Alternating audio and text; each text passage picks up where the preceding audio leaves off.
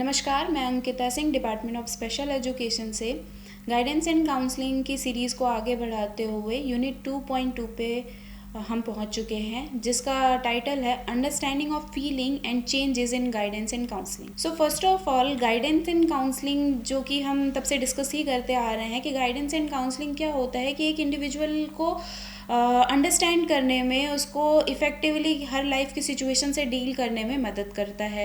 ये एक important part होता है काउंसलिंग का, टू अंडरस्टैंड फीलिंग एंड किस तरीके से वो फैसिलिटेट करे चेंजेस इन द क्लाइंट। मतलब कि गाइडेंस और काउंसलिंग जो है एक अंडरस्टैंडिंग ऑफ फीलिंग्स, जो एक क्लाइंट की जो फीलिंग्स होती हैं उनको किस तरीके से आगे वो फर्दर अपनी लाइफ को ईजी बनाने में हेल्प करता है।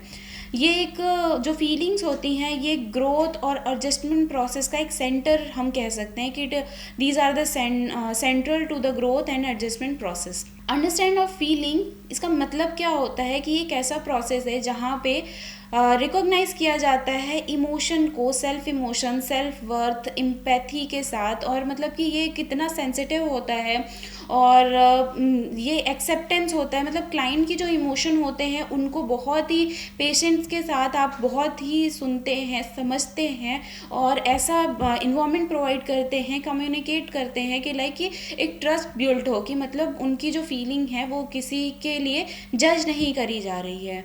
और जो कंपोनेंट क्या होते हैं अंडरस्टैंडिंग फीलिंग्स के, तो सबसे पहले किसी की भी फीलिंग्स को समझने के लिए, और स्पेशली जब हम बात करें गाइडेंस एंड काउंसलिंग में, तो सबसे पहले एम्पैथी होनी चाहिए। मतलब कि जो क्लाइंट के जो पॉइंट ऑफ व्यू से किस तरीके की दुनिया दिखती है उस तरीके का हमको सोचना है एज अ काउंसलर।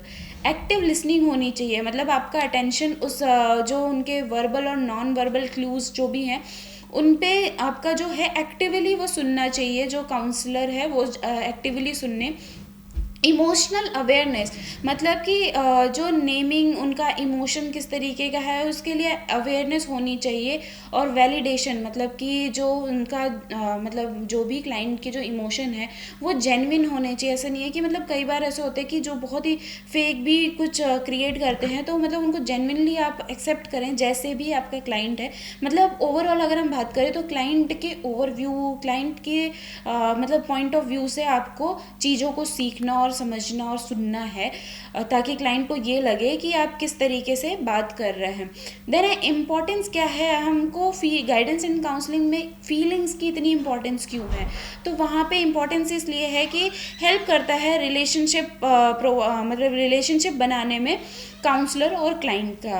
वहीं पे एक ओपननेस लाता है, ऑनेस्टी लाता है। मतलब इनकरेज करना चाहिए अपने ही क्लाइंट को।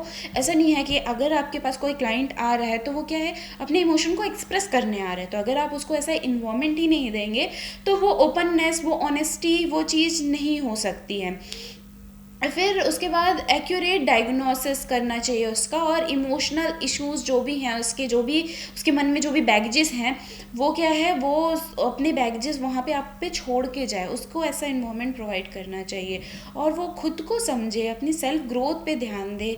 मतलब जो भी बैगेजेस जो भी उन्होंने बचपन से, या फिर जो भी ट्रॉमास, जो भी वो XYZ जो भी ट्रॉमा से वो चल रहे हैं, वहाँ पे क्या हो रहा है कि वो वहाँ पे अपने सेल्फ वर्थ को नहीं समझ पा रहे हैं। तो इसलिए भी इम्पोर्टेंट हो जाता है फीलिंग्स को अंडरस्टैंड करना, कि वहाँ पे वो प्रमोट करता है guidance and counselling self understanding को, सेल्फ इमोशनल ग्रोथ को। अंडरस्टैंडिंग चेंज मीनिंग, चेंज का मतलब क्या होता है कि चेंज एक प्रोसेस होता है। मतलब चेंज का अगर हम ओवरऑल मतलब देखें तो एक ट्रांसफॉर्मेशन होता है। वहीं अगर फीलिंग्स के प्रोस्पेक्टिव में देखें तो वहाँ पे एक बिहेवियर, क्लाइंट का बिहेवियर किस तरीके से चेंज हो रहा है, उनका मैनर किस तरीके से चेंज हो रहा है, पहले वो किस तरीके से बात करते थे, बाद में वो किस तरीके से बात करते थे, एक जो हम कहें पूरा ट्रांसफॉर्मेशन जो क्लाइंट का है वो किस तरीके से चेंज हो रहा है। काउंसलिंग जो है इंडिविजुअल को हेल्प करता है उनको मॉडिफाई करने में, उनके एटीट्यूड को मॉडिफाई करने में, उसको डेवलप करने में, स्किल्स को, और इम्प्रूविंग उनका डिसीजन मेकिंग जो है, वो जो रॉन्ग डिसीजन लेते थे उसको इम्प्रूव करने में वो हेल्प करता है। Stages of changes in counselling, क्या क्या स्टेजेस होते हैं, क्या क्या चेंजेस काउंसलिंग में होते हैं। First of all awareness, awareness means कि realisation the need of changes, मतलब किस तरीके की नीड है उस काउंसली को, उस क्लाइंट को, वो अवेयर होना चाहिए काउंसलिंग में काउंसलर को। अंडरस्टैंडिंग, मतलब कि वो उसके इमोशन, उसके इमोशन जो अभी वो एक्सप्रेस कर रहा है, उसके पीछे की क्या प्रॉब्लम है, वो एज अ काउंसलर उन लोगों को अंडरस्टैंड करनी चाहिए। एक्शन क्या क्या ले सकते हैं, अप्लाइंग मतलब किस तरीके से अप्लाई कर सकते हैं, उनकी स्ट्रैटेजीज़ क्या होंगी उन एक्शन को लेने में, उस चीज़ पे वो ध्यान देना चाहिए।